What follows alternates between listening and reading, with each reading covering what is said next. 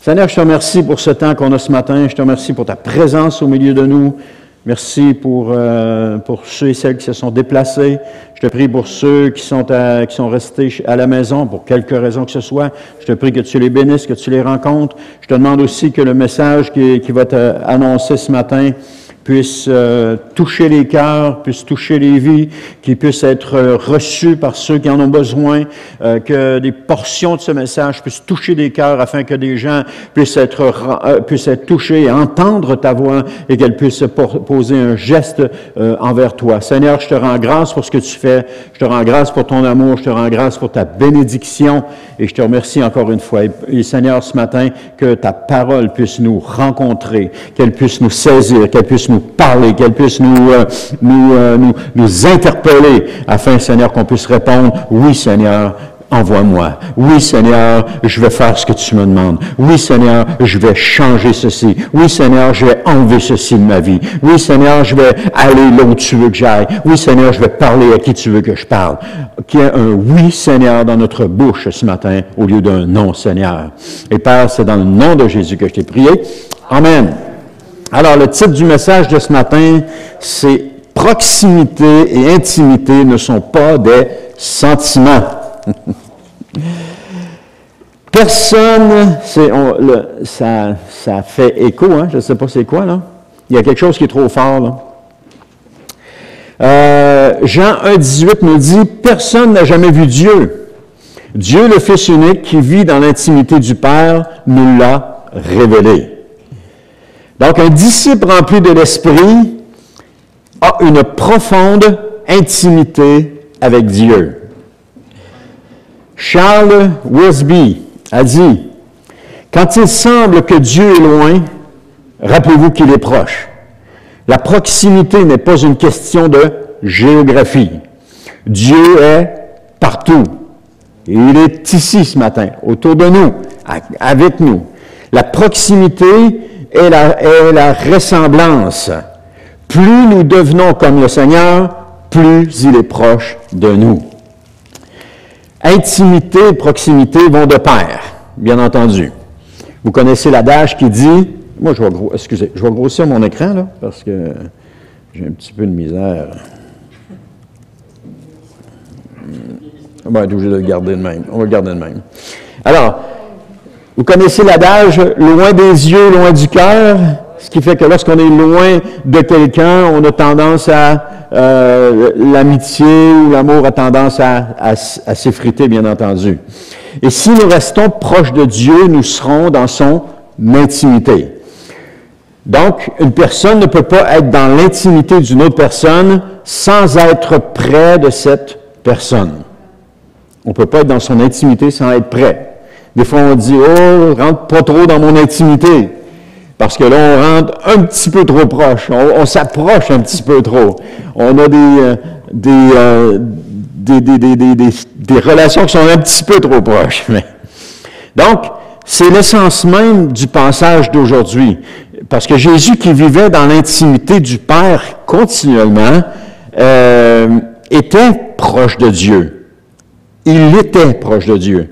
Et lorsque cette intimité a été interrompue à cause du péché, bien, Jésus sur la croix s'est écrié, « Mon Dieu, pourquoi m'as-tu abandonné? » Ce qu'il avait connu toute sa vie, il venait de vivre toute son existence, toute son éternité, il venait de vivre pour la première fois une séparation. Non pas que Dieu a séparé Jésus de lui, mais le péché a fait que Jésus a été séparé de Dieu.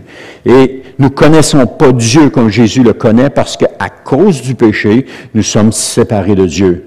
Mais on veut s'approcher de lui. Et ce qui fait qu'on peut s'approcher de lui, c'est le sang de Jésus qui a été versé sur la croix et qui nous a réconciliés avec Dieu. Il a effacé l'acte de condamnation qui pesait sur nous et il nous a réconciliés avec Dieu. Donc, en nous réconciliant avec Dieu, on peut s'approcher, comme dit Hébreu, sans aucune crainte de Dieu, sachant qu'il va nous recevoir. En voyant ça aussi, on peut imaginer ce qu'Adam et Ève ont ressenti lorsqu'ils ont péché et qu'ils ont été chassés du jardin. Qu'est-ce qu'ils ont ressenti à ce moment-là? une séparation d'avec Dieu.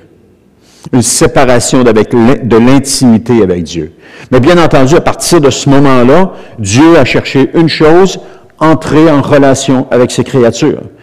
Parce que bien que le péché séparait Adam et Ève de Dieu, et qu'il nous a séparés par la suite, Dieu ne pouvait pas rester sans qu'on soit en intimité avec lui.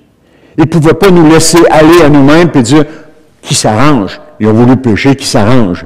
Mais c'est pas ça, il a voulu qu'on reste avec. Il a voulu rester proche de nous. Mais comme le péché ne peut pas être dans la présence de Dieu, ben, il a fallu un moyen pour que ce péché-là soit enrayé, pour qu'on puisse avoir accès à la présence de Dieu. Et lorsqu'on entre dans la présence de Dieu, c'est ce que Dieu voit, c'est le sang de Jésus qui a été versé. C'est ça qu'il voit. Donc David a aussi vécu ce sentiment d'avoir été abandonné par Dieu pour une raison quelconque. Quand il dit au psaume 22, 2, « Mon Dieu, pourquoi m'as-tu abandonné? Tu restes loin, tu ne viens pas me secourir malgré toutes mes plaintes. » Est-ce que ça vous est arrivé de vivre cette situation-là, d'avoir l'impression que Dieu n'est pas là, que Dieu ne vient pas vous secourir, qu'il vous a abandonné, qu'il vous a laissé tomber, que vous priez, vous demandez des choses et que Dieu ne répond pas à la prière? Ça nous est tous arrivé. Ça ne vous est pas arrivé encore, ça va vous arriver. On a cette impression-là. Mais ça ne signifie pas que Dieu nous a abandonnés. Ça ne signifie pas que Dieu se tient loin. Ça veut juste dire une chose, c'est que Dieu reste silencieux dans la situation qu'on vit maintenant. Pourquoi? Ben, il y a ses raisons, mais demandez-lui, mais il y a ses raisons. Alors, David cherchait désespérément la proximité et l'intimité de Dieu.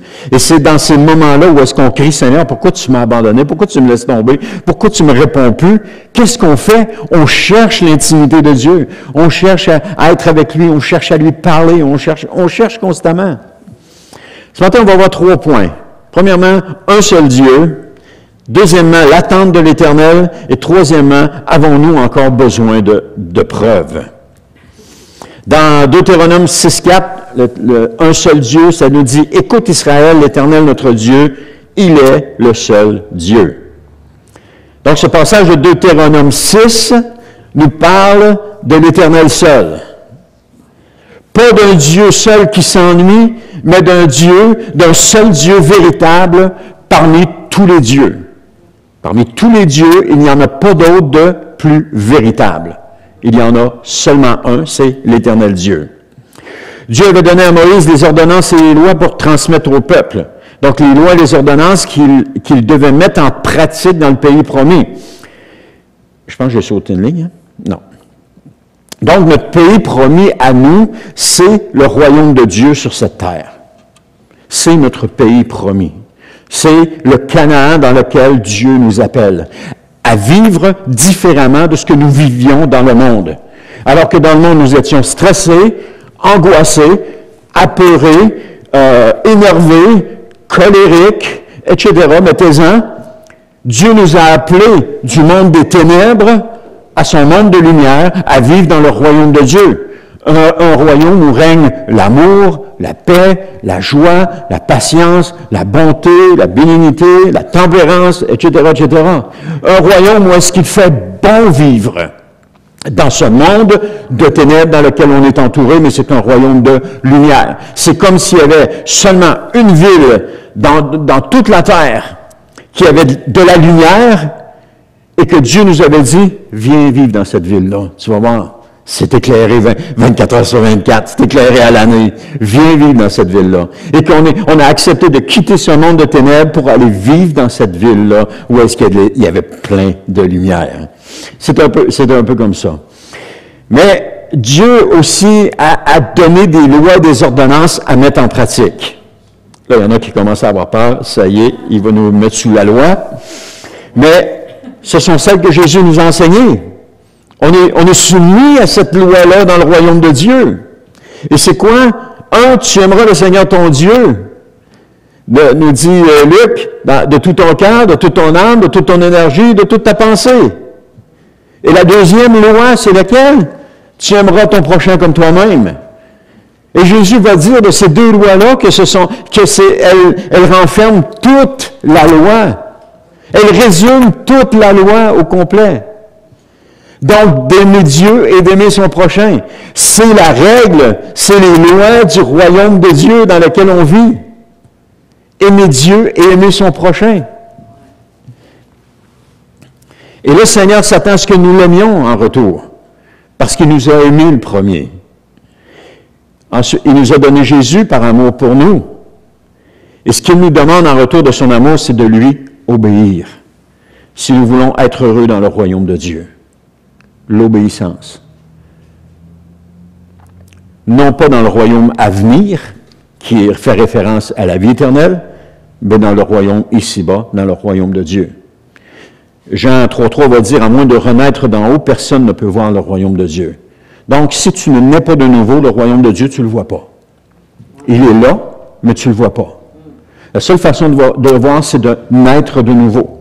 Et lorsqu'on naît de nouveau, tout à coup, ce royaume-là, on entre dans ce royaume-là, et on commence à vivre dans ce royaume-là. Parce qu'on est né de nouveau. Et là, on peut le voir. Et sans cette nouvelle naissance. Alors, qu'est-ce que Jésus a fait? Dans Matthieu 12, 28, de toute évidence, il nous dit, de toute évidence, le royaume de Dieu est venu jusqu'à vous. Donc, lorsque Jésus est venu, il nous a apporté le royaume de Dieu, parce qu'il n'était pas là avant que Jésus vienne. Et lorsque Jésus est venu, il a apporté le royaume de Dieu, dans lequel on peut vivre maintenant. La terre promise, ou le royaume de Dieu, nous le vivons maintenant. C'est pas une nouvelle doctrine, c'est pas une nouvelle théologie, inquiétez-vous pas. On vit le royaume de Dieu. Et c'est pour ça qu'on doit se débarrasser de notre ancienne nature, parce que notre ancienne nature n'est pas compatible avec le royaume de Dieu. Et on doit s'en débarrasser. On doit mourir à soi-même. On ne peut pas arriver dans le royaume de Dieu avec toute notre pensée du royaume des ténèbres et dire, tassez-vous, c'est ici que je vis maintenant. On doit se débarrasser de notre ancienne nature. Le baptême d'eau, c'est cette signification-là que nous démontrons aux gens que voici, j'ai décidé de vivre pour Jésus. Mon ancienne nature, je la laisse au fond de l'eau et je renais à une vie nouvelle. On veut le démontrer à tout le monde lorsqu'on se fait baptiser. On renaît à une vie nouvelle, on commence une nouvelle vie. On commence une nouvelle vie dans le royaume de Dieu. La Bible nous dit que nous sommes en pèlerinage sur la terre. Donc, nous devons prendre conscience qu'il y a un seul Dieu. Et je pense que vous avez cette conscience-là. Mais nous sommes d'accord avec cet énoncé, mais dans les faits, notre cœur est partagé entre plusieurs dieux. On est d'accord qu'il y a un seul Dieu. Mais il y a toujours des choses qui font que notre cœur est partagé. On lit, nous entendons la parole de Dieu, mais le problème, c'est que nous ne la mettons pas toujours en pratique. On est devenu, à quelque part, des consommateurs. On consomme, mais on ne prend pas le temps de mettre en pratique. On ne prend pas le temps de digérer, de mettre en pratique. Si on mettait réellement la parole de Dieu en pratique dans notre vie, croyez-vous que les choses seraient ce qu'elles sont dans notre vie? Si on mettait réellement la parole de Dieu en pratique dans l'Église, croyez-vous que les choses seraient ce qu'elles sont maintenant? Si on mettait la parole de Dieu en pratique dans nos activités ou dans notre travail, croyez-vous que les choses seraient ce qu'elles sont maintenant? Certainement qu'elles seraient différentes. Très certainement qu'elles seraient différentes. Mais notre cœur est partagé. L'Éternel n'est plus le seul Dieu dans notre vie. Tozer a dit que si l'homme moyen était contraint de faire un choix entre Dieu et l'argent, entre Dieu et les hommes, entre Dieu et l'ambition personnelle, entre Dieu et l'amour humain, alors Dieu prendrait la deuxième place à chaque fois. C'est la nature humaine.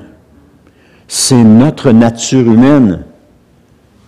Mais on a toujours besoin de se ramener à Dieu. On a toujours besoin de revenir à lui, parce que la tendance naturelle est de toujours s'éloigner du vrai Dieu. C'est la tendance naturelle humaine de s'éloigner de Dieu. Mais on doit se ramener à lui, on doit revenir à lui. Mon deuxième point, c'est l'attente de l'Éternel. Dans Ésaïe 30, 18, ça nous dit « Et pourtant, l'Éternel entend le moment de vous faire grâce, et il se lèvera pour vous manifester sa compassion, car l'Éternel est un Dieu juste, heureux tous ceux qui se confient en lui. Donc ici, l'Éternel s'adressait au peuple d'Israël parce qu'ils étaient éloignés de Dieu. Le peuple d'Israël est un exemple de comment on peut s'éloigner de Dieu. Comment est-ce qu'avec le temps, on laisse des choses entrer dans notre vie, on laisse, prenons le terme qu'ils ont pris, on laisse des idoles prendre place dans notre vie, et tranquillement, on s'éloigne de Dieu, et on le fait tranquillement. Le peuple d'Israël, quand on regarde dans le livre des Juges, qu'est-ce qu'on voit? On voit un peuple qui est à Dieu, qui est tout feu, tout flamme, mais tout à coup, il commence à s'éloigner de lui.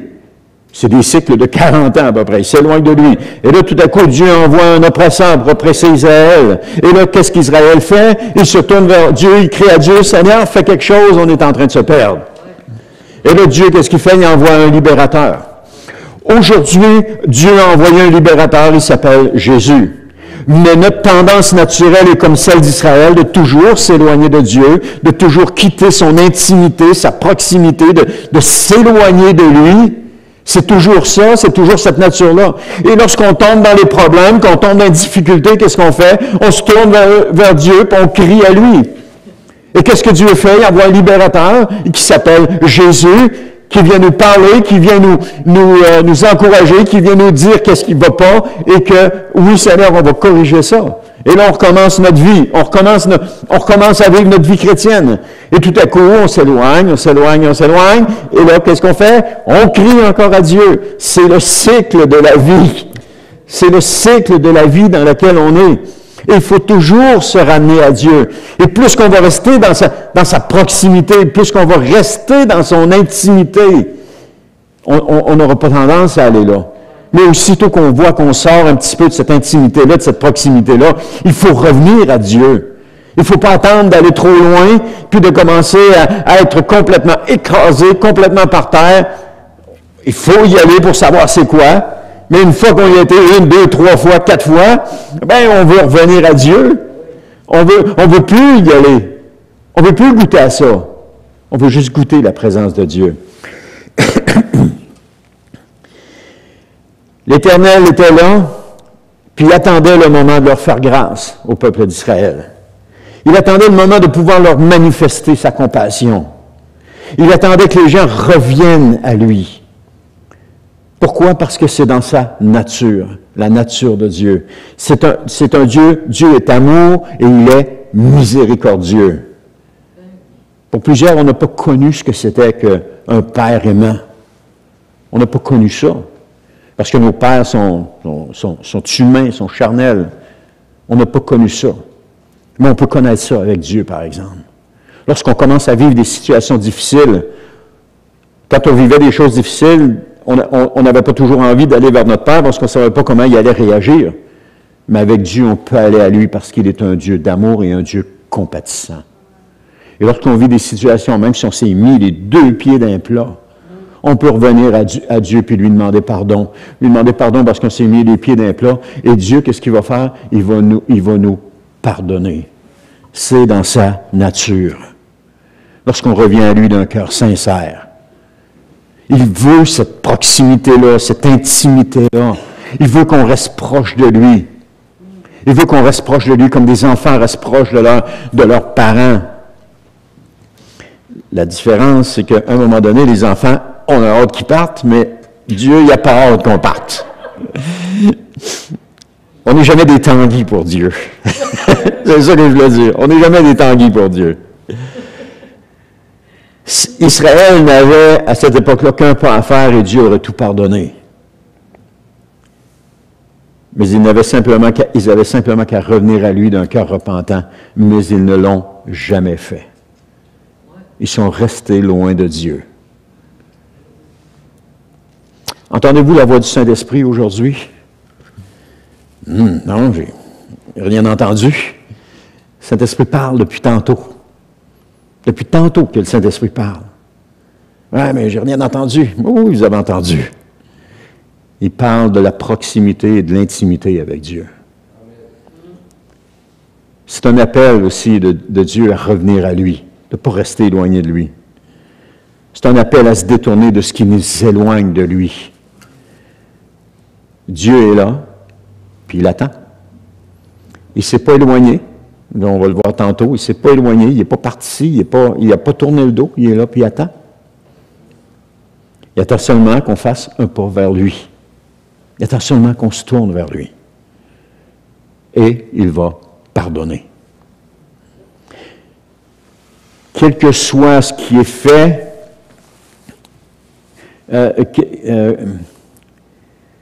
amen. Le monde dans lequel on vit, on a tendance à toujours à retourner vers le monde, mais le monde dans lequel on vit n'a rien à offrir de comparable à ce que Dieu a à offrir. Par exemple, le monde nous offre la haine, mais Dieu nous offre l'amour. Le monde nous offre la mort, mais Dieu nous offre la vie. Le monde nous offre Satan, un prince, mais Dieu nous offre Jésus, un roi. Le monde nous offre la rébellion, Dieu nous offre la réconciliation. Le monde nous offre une vie sans Dieu, mais Dieu nous offre une vie avec lui. Le monde nous offre la faim, Dieu nous offre la satiété. Il nous offre l'insatisfaction, Dieu nous offre la satisfaction. Il nous offre la crédulité, Dieu nous offre la foi. Il nous offre la maladie, Dieu nous offre la guérison. Il nous offre les démons, Dieu nous offre le Saint-Esprit. Il nous offre la captivité, Dieu nous offre la liberté. Il nous offre la religion, Dieu nous offre la spiritualité. Il nous offre la guerre, Dieu nous offre la paix. Il nous offre la tristesse, Dieu nous offre la joie. Il nous offre la discorde, Dieu nous offre la bonne entente. Il nous offre le divorce, Dieu nous offre le mariage. Il nous offre la soif, Dieu nous offre la désaltération. Oui, ça pourrait continuer comme ça. Voyez-vous que le monde n'a rien à offrir de mieux que ce que Dieu a à nous offrir. Et pourtant, on est attiré dans ce monde. On est attiré à aller dans ce monde. Ne cherchez plus à vous satisfaire de ce monde. Recherchez Dieu, premièrement. Faites-lui confiance en toutes choses. Dieu est là, puis il attend que vous veniez ou que vous reveniez à lui. Il nous attend. Un athée a dit un jour à un chrétien lors d'une conversation, « S'il y a un Dieu, puisse-t-il faire ses preuves en me frappant de mort maintenant? » Il n'y a rien qui s'est passé. L'athée a dit, « Tu vois bien, il n'y en a pas de Dieu. » Mais l'autre a répondu, « Tu as raison, mais tu n'as pas raison. Tu as seulement prouvé une chose, c'est que Dieu est miséricordieux et qu'il sait attendre le moment où est-ce que tu vas venir à lui. » Dieu, il est là. Il est là. Et c'est ce qui m'amène au troisième point. Avons-nous encore besoin de preuves? Dans Jean chapitre 14, verset 9, ça nous dit, « Et quoi, lui répondit Jésus, après tout le temps que j'ai passé avec vous, tu ne me connais pas encore, Philippe. Celui qui m'a vu a vu le Père. Comment peux-tu dire, montre-nous le Père? » Philippe connaissait Jésus depuis un bout de temps. Il a été repêché par le Seigneur, il a été choisi par le Seigneur à un moment donné, et il faisait partie du groupe des 12 apôtres. Il connaissait Jésus. Il avait passé du temps avec lui. Il avait passé du temps dans sa présence. Il avait entendu parler Jésus. Il avait entendu raconter ses paraboles. Il avait entendu expliquer les paraboles. Il l'avait vu guérir des malades. Il l'avait vu chasser des démons. Il avait tout vu ça. Il avait vu aussi les 5 pains, les gens qui avaient miraculeusement été nourris. Il avait vu la tempête sur la mer, comment Jésus avait pris autorité, alors qu'ils pensaient tous qu'il allait mourir. Il avait tout vu ça. Et là, il va dire à Jésus, il dit, « Montre-moi le Père. » Mais Jésus était en train d'expliquer à ses disciples qu'il connaissait maintenant le Père. Jésus va dire à Thomas, « Si vous me connaissez, vous connaîtrez aussi mon Père. » Hein, parce que Jésus est en train de leur dire qu'il est une parfaite représentation du Père. Et un petit peu plus loin, on va voir que Jésus est plus qu'une représentation du Père. Parce que le fait de connaître Jésus faisait en sorte que les disciples avaient déjà une bonne idée de qui était le Père. Le fait de connaître Jésus faisait en sorte qu'il connaissait le Père. Et ça devrait être la même chose pour nous. Lorsqu'on connaît Jésus, on devrait savoir qu'il est comme le Père. On devrait savoir qu'il est de la même essence que le Père. La Bible nous dit, personne n'a jamais vu Dieu, si ce n'est le Fils unique. Mais nous, Jésus nous dit, si tu m'as vu, tu as vu le Père. On l'a vu le Père, à travers Jésus. Pas comme à travers un filtre, mais comme à travers une parfaite représentation du Père. Mais Jésus va pousser plus loin son exposé en leur disant, « Et maintenant, déjà vous le connaissez, vous l'avez même vu. » Jésus est en train de dire, « Déjà vous le connaissez, le Père. » Puis là, il va leur dire, « Vous l'avez même vu. » Et là, ce que je vois ici, c'est pas Jésus qui est en train de parler. Jésus est comme c'est comme Dieu qui est en train de parler à travers Jésus. C'est comme Dieu qui parle à travers lui. C'est comme si Jésus faisait une prophétie, mais qu'elle venait directement de Dieu. Il dit maintenant, déjà, vous le connaissez, vous l'avez même vu. C'est comme, hey, comment les gars? Non seulement vous le connaissez le Père, mais vous l'avez vu. Ah non, on ne l'a pas vu. Jésus va dire, si vous m'avez vu, vous l'avez vu le Père. Si vous me connaissez, vous connaissez le Père. Mais puisque les disciples avaient vu Jésus, ils pouvaient maintenant affirmer avoir vu le Père. Parce que Jésus et le Père sont de la même nature. Tel Père, tel Fils. Ça ne change pas. Nous, on utilise ça quand quelqu'un a les mêmes défauts que son Père. On va dire tel Père, tel Fils. Ils se ressemblent les deux, ils ont un même défaut. Mais ici, on ne parle pas des défauts, là. On parle de la nature même.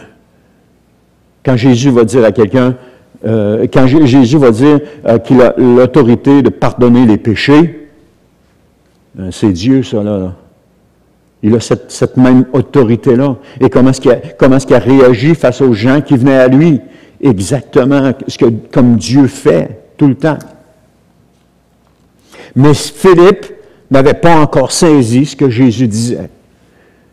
S'il y en a qui disent « Ah ouais, mais moi j'ai de la misère à comprendre », vous n'êtes pas tout seul, il y a un Philippe qui avait de la misère à comprendre aussi. Puis là, il va même lui demander de lui montrer le Père. Après tout ce que Jésus a dit, c'est comme si Philippe sortait de la lune et disait « Ouais, mais montre-nous le Père ». Il me semble de voir le Seigneur dire « Ah, pourquoi je l'ai choisi celui-là? » Ou dire à son Père « Pourquoi tu me l'as fait prendre? » Il ne comprend rien. Mais Jésus va lui dire avec amour, avec patience, après tout le temps que j'ai passé avec vous, tu ne me connais pas encore, Philippe. Je pense que Philippe, il a fait cette simple parole-là était plus puissante qu'une bonne claque dans le derrière de la tête et dire « Hey, comment mon homme? Réveille! » Paf! Comment, après tout le temps que j'ai passé avec toi, tu ne me connais pas encore, Philippe? Vous savez, nous, on a la parole de Dieu. On a le Nouveau Testament. On a les évangiles. On peut connaître Jésus. Nous pouvons connaître Jésus. Avons-nous encore besoin de preuves de l'existence de Jésus? Avons-nous encore besoin de preuves de la présence du Seigneur parmi nous? Comme Philippe, avons-nous encore besoin de plus d'évidence? La Bible, d'un couvert à l'autre, est la révélation du Seigneur Jésus. Certaines personnes vont dire, « Ah, je sens la présence de Dieu quand on est dans ce lieu. » OK? L'autre à côté va dire, « Moi, je sens rien. » C'est vrai, on l'entend.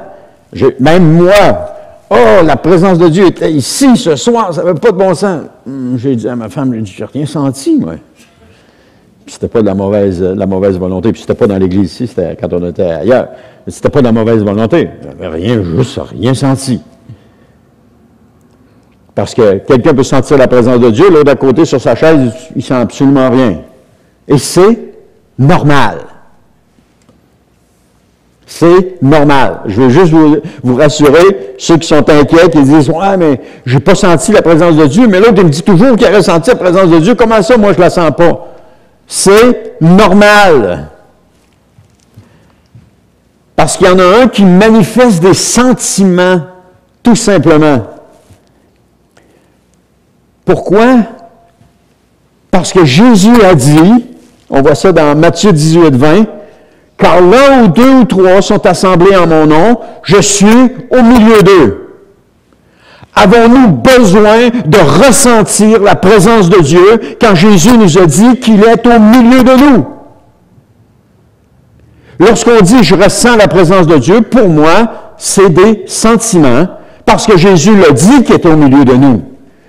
On est rassemblés ici. Est-ce que vous sentez la présence de Dieu? Pourtant, il est là. On est plus que 2 ou 3. Ah, mais c'est peut-être... Ah, c'est ça. C'est peut-être juste 2 ou 3. Si on est plus, il n'est peut-être plus là. Puis là, avec la distance, c'est fait. C'est fait, il n'est plus là, il est parti. Non, il est là. Ça devient une question de foi. On a parlé tantôt de la foi. Ça devient une question. Ça n'a rien à voir avec les sentiments, c'est une question de foi.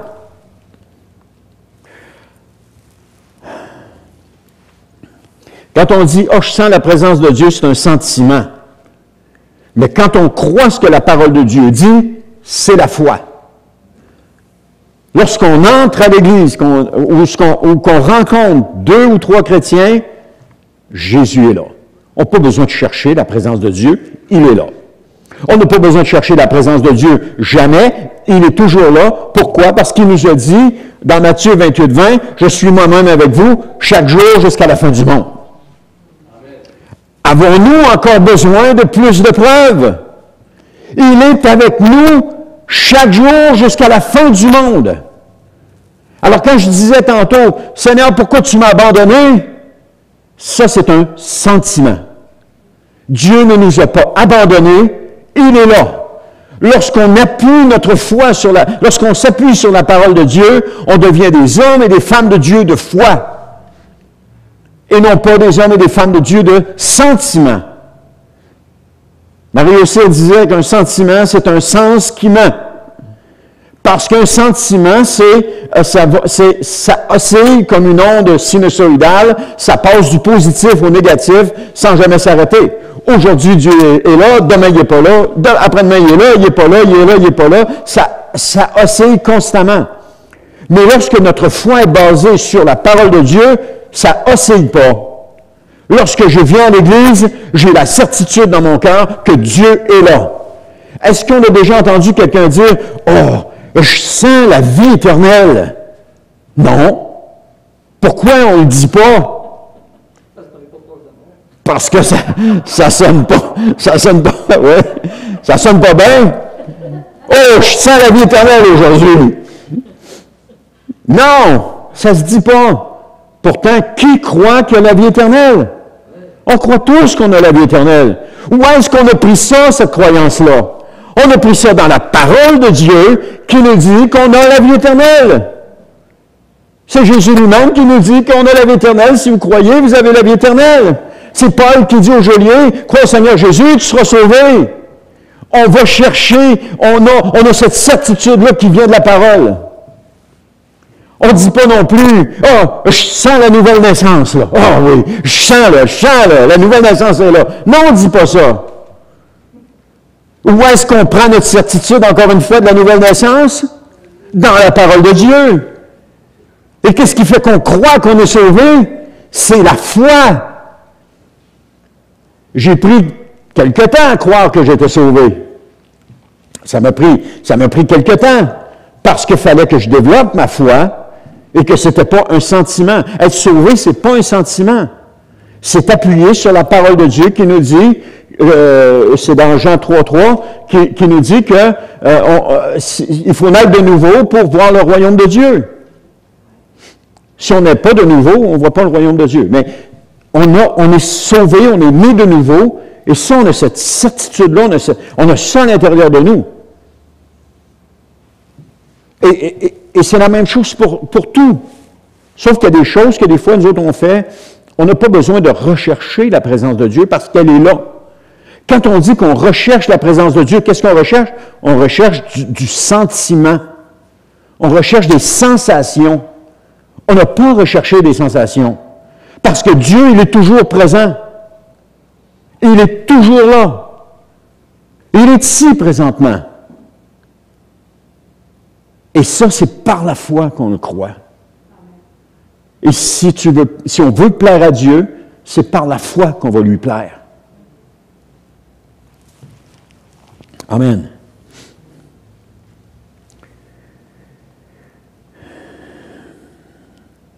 Est-ce qu'on a besoin de plus pour croire? Parce que notre foi n'a rien à voir avec les sentiments. Le risque, c'est d'appuyer notre foi sur des sentiments.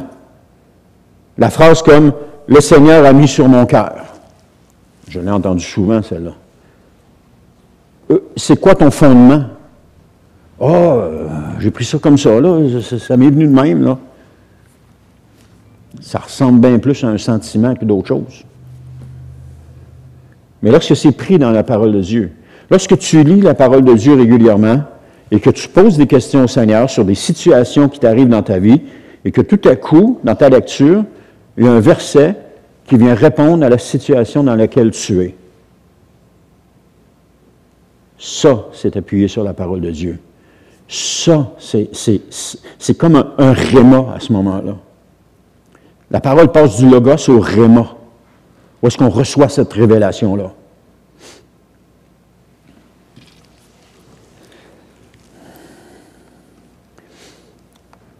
Un homme est venu voir son pasteur puis lui a dit, « Pasteur, j'étais rempli de joie à la réunion d'hier. » Puis ça vous est tout arrivé, je suis convaincu.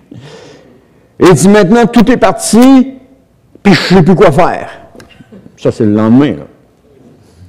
Et il dit, « Je sens plus rien. Il fait, dans mon âme, il fait aussi noir que la nuit. » Alors le pasteur lui a répondu, « Je suis bien content. » Tout un pasteur. Alors l'homme a regardé le pasteur avec étonnement, et il a dit, « Qu'est-ce que vous voulez dire? » Le pasteur lui a dit, « Hier, Dieu vous a donné la joie.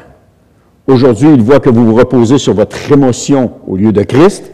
Il a enlevé cette joie afin que vous vous tourniez vers Christ. Vous avez peut-être perdu votre joie, mais vous avez toujours Christ. » Toujours. Et quand j'écrivais ça, il y avait une pensée qui me venait sur mon cœur. Il y avait une pensée qui me venait qui disait, « Le monde peut m'enlever toutes mes possessions, ils peuvent m'enlever toutes mes libertés, mais jamais ils vont pouvoir m'enlever mon amour pour Jésus. Ils ne peuvent pas nous enlever notre amour pour Jésus. Ils peuvent nous faire passer par des mauvais quarts d'heure, nous faire passer par toutes sortes de situations, mais jamais ils vont pouvoir nous enlever notre amour pour Jésus. Et c'est ça qui est important. Ça, c'est important. Alors, vous savez, je l'ai dit tantôt, les sentiments oscillent de haut en bas, de positif à négatif, mais Christ ne change pas. Et la foi ne bronche pas non plus, lorsque notre foi est appuyée sur la parole de Dieu. Il y a des situations qu'on a vécues, que j'ai vécues, et que Dieu me donnait un verset. Alors, je vais vous en raconter une. Une femme de l'Église, j'étais dans un comité avec notre pasteur, ça s'appelait Équipe de leadership ministériel, et on était 7 personnes dans ce comité-là. Et à un moment donné, la femme est dans le groupe, et puis elle commence à nous raconter, puis elle avait de la misère à le raconter, mais elle commence à nous raconter qu'il y a une semaine ou deux, elle avait lu un passage, c'était dans 1 ou 2 chroniques, et puis le passage lui parlait que Dieu était avec elle, qu'elle aurait quelque chose de difficile à vivre, mais que Dieu allait pas, qu'elle devrait passer à travers toutes les étapes, mais que Dieu allait pas l'abandonner. Et elle ne comprenait pas trop pourquoi elle recevait ça, puis elle a juste dit, « OK, Seigneur, comme Marie a dit, qu'il soit fait à ta servante selon ta volonté. » Et quelques temps après, une semaine ou 2 après, elle a eu un diagnostic de cancer du sein. Elle avait des tumeurs dans les 2 seins. Et là, elle s'est rappelée de cette phrase-là. Ça, c'est la foi. Elle s'est rappelée de ce passage-là que Dieu lui avait donné, qu'elle aurait des épreuves, qu'elle devrait passer à travers tout le processus, mais que Dieu allait être avec elle, puis qu'elle allait la soutenir. Et c'est ce qui s'est passé. Dieu ne l'a pas guérie instantanément, cette fois-là. Elle a passé à travers toute la chimio, la radio, tout ce qu'elle avait à passer, et Dieu l'a accompagnée dans tout cela. Elle a mis sa foi où? Elle a mis sa foi dans la parole de Dieu, parce que Dieu lui avait parler. Alors, quand elle nous a raconté ça, elle avait le diagnostic et tout ça, elle n'a pas commencé à nous demander de prier pour la guérir, parce que Dieu lui avait dit, tu vas passer à travers tout le processus, puis je vais t'accompagner. Elle avait cette certitude-là. Et ce matin-là, on n'a pas prié pour elle, on a juste prié que la volonté de Dieu se fasse et qu'il l'accompagne dans cette situation-là. Elle avait cette foi-là. Combien de fois, je sais que vous avez peut-être toutes des histoires comme ça, où est-ce que Dieu nous parle à un moment donné, et puis on met cette parole-là en pratique quand la situation se présente à nous, et on en ressort vainqueur. On en ressort vainqueur. Ce qui m'a frappé, puis c'est pas un blâme, là, mais c'est juste une observation, ce qui me frappe dans la crise du COVID aujourd'hui, c'est qu'on n'entend pas beaucoup de foi. Puis c'est pas un blâme, c'est pas une... Inquiétez-vous pas avec ça, là. Mais c'est mon observation. On n'entend pas beaucoup de foi. On n'entend pas beaucoup de choses basées sur la parole de Dieu, où est-ce que Dieu dit, fais-moi confiance, je suis avec toi, je vais t'aider. On n'entend pas ça beaucoup. Tout ce qu'on entend, c'est le narratif, la répétition du narratif. C'est tout ce qu'on entend. Mais où est notre foi? Et là, je ne parle pas d'une foi émotionnelle, là. Je parle d'une foi appuyée sur la parole de Dieu. Elle est passée où, cette foi-là? Qu'est-ce qu'on en a fait? Pourquoi est-ce qu'elle n'est plus là? Et puis, ce n'est pas une foi qui va défier les règles gouvernementales, puis qui va défier toutes ces choses-là. On y a goûté, là, avec la COVID, on sait c'est quoi maintenant. Mais c'est cette foi où est-ce qu'on a cette ferme assurance que Dieu a tout en contrôle, qu'il ne nous abandonne pas, puis qu'il nous soutient, puis qu'il est avec nous. Elle est passée où, cette foi-là? Où est-ce qu'on l'a mis? Non, ça, c'est un masque. Ah, j'ai dû... Anne, moi, je l'ai laissé à la maison. Je pense que je l'ai laissé à la maison quand je suis parti ce matin. Ma foi. On a perdu cette foi-là. Et il est important, pour retrouver cette foi-là, de s'appuyer sur la parole de Dieu. De passer du temps dans la parole de Dieu, de commencer à lire la parole de Dieu. De commencer à entendre Dieu nous parler, afin de nous rassurer, afin de nous encourager, afin de nous aider à persévérer. Parce que, qu'on le veuille ou non, depuis mars 2020, c'est une épreuve qu'on vit là. On a besoin que Dieu nous aide à persévérer. Alors, on a besoin d'entendre Dieu nous dire, continue, je suis avec toi. Fais-moi confiance, je suis avec toi. Je ne t'abandonne pas. On a besoin d'entendre Dieu. Et non pas de se laisser aller à la crainte, et non pas de se laisser aller non plus à défier nécessairement le gouvernement, mais juste à entendre Dieu nous parler. Et ça, c'était mon cas à moi. J'ai dit, Seigneur, t'es où? Je t'entends plus. T'es où? Je t'entends plus. Et je me rappelais, dans ma jeunesse, et je me rappelais des années auparavant, comment Dieu me parlait dans des situations difficiles. Comment est-ce qu'il m'encourageait? Mais j'avais cette proximité-là avec Dieu, j'avais cette intimité-là avec Dieu, qui avec le temps, on finit par s'habituer, on finit par développer des routines, on finit par comme ça, et puis tout à coup, on perd ça. Je l'avais perdu. Et je demande pardon au Seigneur, parce que on ne peut pas continuer sans entendre la voix de Dieu. On ne peut pas continuer sans entendre la voix de Dieu. Et on ne peut pas continuer non plus en restant dans des sentiments ou dans des émotions. Il faut vraiment s'appuyer sur la parole de Dieu. Avons-nous besoin de plus de preuves alors que nous avons la parole de Dieu? Je vous dis, c'est laissons nos sentiments de côté puis appuyons-nous sur la parole de Dieu. Quelqu'un a dit, je l'ai dit tantôt, alors faisons confiance à Dieu. Ne laissons pas nos sentiments nous influencer. Parce qu'un jour, le sentiment est positif, l'autre jour, il est négatif. Aujourd'hui, je sens la présence de Dieu, demain, je ne la sens pas. Aujourd'hui, je sens que ça va bien, demain, non, ça ne va pas. Ça nous arrive à tous. Il y a des matins qu'on se lève, on sait que la journée va être difficile. Mais qu'est-ce qui a changé? Ce sont nos sentiments qui ont changé. Si vous avez reçu le matin, vous vous levez, vous dites oh, « ça va être difficile », et que là, vous allez dans la Bible, vous faites votre lecture quotidienne. D'ailleurs, je vous encourage à prendre un plan de lecture quotidienne. Ça n'a pas besoin d'être 10 chapitres par jour. Vous pouvez prendre le plan que vous voulez. Et que là, dans ça, le Seigneur dit « Ne crains point, car je suis avec toi. » Tu sais que la journée va être difficile, parce que tu t'es levé le matin, et ça ne sera pas facile. Mais là, tu as cette parole-là qui dit « Ne crains point, car je suis avec toi. » Là, ça vient de changer toute la dynamique de la journée.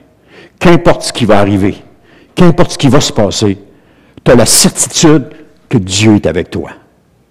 Tu as cette certitude-là. Et là, tu t'en vas à ton travail, à tes activités, et qu'importe ce qui va arriver, à un moment donné, ton patron vient te voir et il t'engueule parce que tu n'as pas fait ton travail comme il faut. Ne crains point, car je suis avec toi. Amen. Merci Seigneur, tu es avec moi. Tu me l'as dit un matin, tu étais avec moi. Il t'arrive une autre déception, parce qu'on dirait qu'une journée, tout arrive là.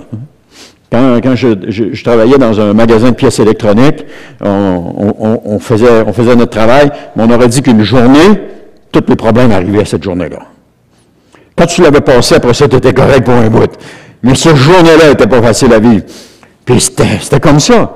Mais quand Dieu te disait, « Je suis avec toi, ne crains rien », on disait, « OK, c'est cette journée, c'est aujourd'hui que ça va mal aller. » Mais je savais que Dieu était avec moi. Alors, on prenait les problèmes un après l'autre, puis on les réglait, puis on savait que demain, ça sera une nouvelle journée. C'est appuyer notre foi sur la parole de Dieu. Mais pour ça, on a besoin de la lire. On a besoin de passer du temps avec lui. Est-ce qu'on a encore besoin de plus de preuves? On a besoin de... Quand on dit passer du temps, ça ne veut pas dire de passer 3 heures par jour accroupi au pied de ton lit à attendre que Dieu te parle. Ça veut juste dire, le matin, tu prends un temps avec le Seigneur, qu'importe la longueur du temps, ça te regarde, c'est ton temps à toi. Mais il faut qu'il y ait un moment dans la journée où tu passes du temps avec le Seigneur. Pourquoi de préférence le matin? Parce que le reste de la journée, tu peux te servir de ce que Dieu t'a parlé le matin pour le reste de la journée. Si tu le fais le soir, ben la journée est passée, et puis le lendemain, tu vas avoir oublié ça. Alors, c'est pour ça que c'est préférable le matin. Et mais là, tu reçois de la part de Dieu, et ça t'accompagne toute la journée.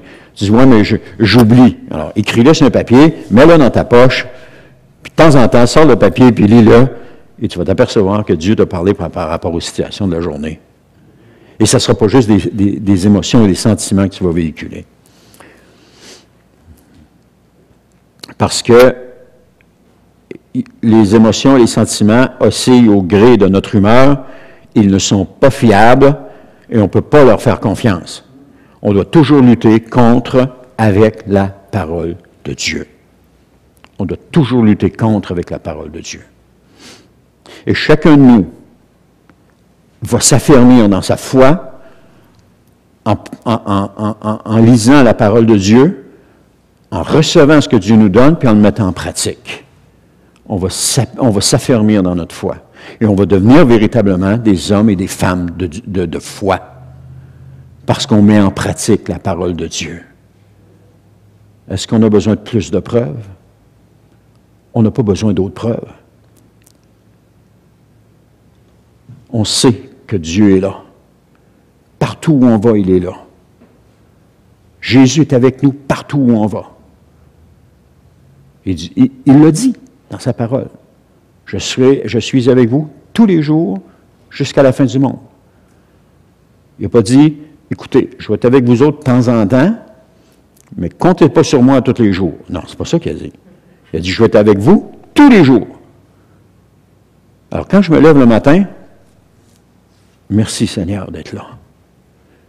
Tu me l'as dit dans ta parole que tu étais là. Tu me l'as dit. Le pasteur l'a dit dimanche.